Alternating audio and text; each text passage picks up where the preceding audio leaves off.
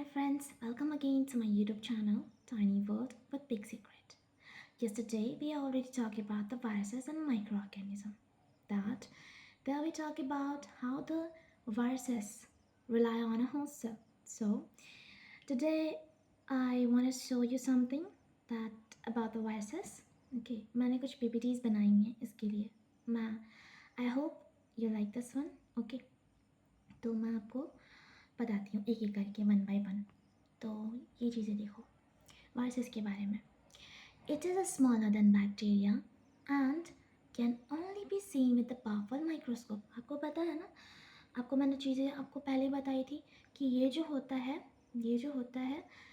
ये बैक्टीरिया से भी छोटा होता है ये वायरसेस. ठीक है, और इसको ना हम लोग माइक्रोस्कोप से ही देख सकते हैं, पावरफुल माइक्रोस्कोप से, क्योंकि बहुत छोटा होता है. ठीक है, और इवन दो कि अब नेक्स्ट पढ़ते हैं. Viruses are considered between living and non-living things because they cannot live or reproduce on their own. They need a living cell to survive. Okay. So मैंने आपको बताया कि मैंने आपको पहले ही बताया कि ये तो खुद से रिप्रोड्यूस करते हैं नहीं. ठीक है, खुद से रिप्रोड्यूस करते हैं नहीं. उनको तो एक चाहिए, कौन, एक लिविंग सेल चाहिए. ठीक है, और सर्वाइव करने के लिए. तो ये सारी चीज़ें हो जाती हैं. चलो आगे बात करते हैं. Now we talk about the viruses live and multiply. किस तरीके से वो वायरसेस अपने आप को एक्सटेंड करते हैं. ठीक है, जैसे कि यहाँ पर मैं पढ़ के आपको बताती हूँ. A viruses enter the body of a human body of a living organism. जो क्या करता है, वायरसेस हमारे अंदर घुस जाता है.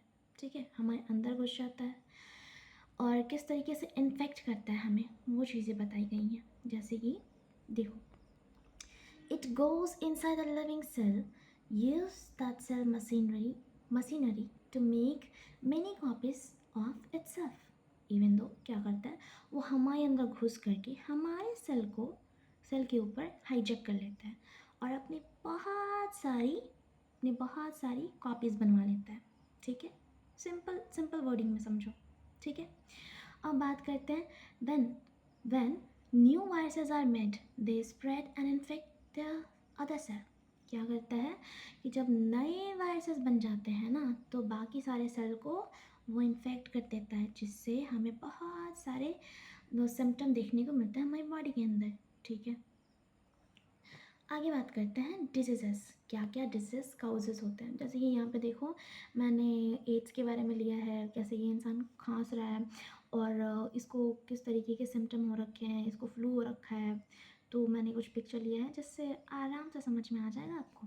ठीक है ना.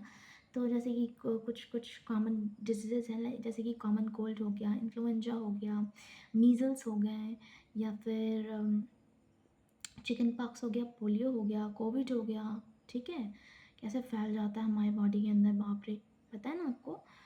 आगे बात करते हैं. In animal, rabies, foot mouth diseases, ये सारे काउज होते हैं एनिमल में. प्लांट के बारे में बात करें, टोबैको मोज़ाइक वायरस इसमें फैलता है. ठीक है, अब क्या बोलते हैं, prevention from viral diseases. Viral disease के प्रिवेंशंस क्या क्या हैं. ठीक है, हम लोगों ना एकदम प्रॉपर तरीके से अपने हाथ को ना हैंड वॉश करना चाहिए. देखो ये लड़की है ना, यहाँ पे मास्क लगा के रखी है. देखो ये बच्चा हाथ धो रहा है एकदम अच्छे तरीके से. तो हम लोग को ऐसे करना चाहिए. एक प्रॉपर वैक्सीनेशन लेना चाहिए हमें time to time. Even though ये अपने आप को एकदम हेल्दी फूड प्रोवाइड करवाना चाहिए. ठीक है, जिससे हमें किसी भी तरीके की बीमारियाँ ना हो सके. क्योंकि आजकल के लोग को तो जानते ही हो कितने ज़्यादा वो जो हैं वो बाहर के खाने पे डिपेंडेंट हो गए हैं. उनको बाहर का खाना ही अच्छा लगता है, घर का खाना तो स्वाद ही नहीं आता. तो हम लोग को ना सबसे ज़्यादा ना अपने आप को मेंटेन करने के लिए एक बैलेंस डाइट भी प्रॉपर तरीके से लेना चाहिए. ठीक, आगे बात करते हैं. मैंने कुछ फ्लो चार्ट बनाया है इस तरीके से, एक स्टोरी के स्टाइल में. जैसे कि यहाँ पे देखो, virus knock at the cell door. Cell open, virus snake inside.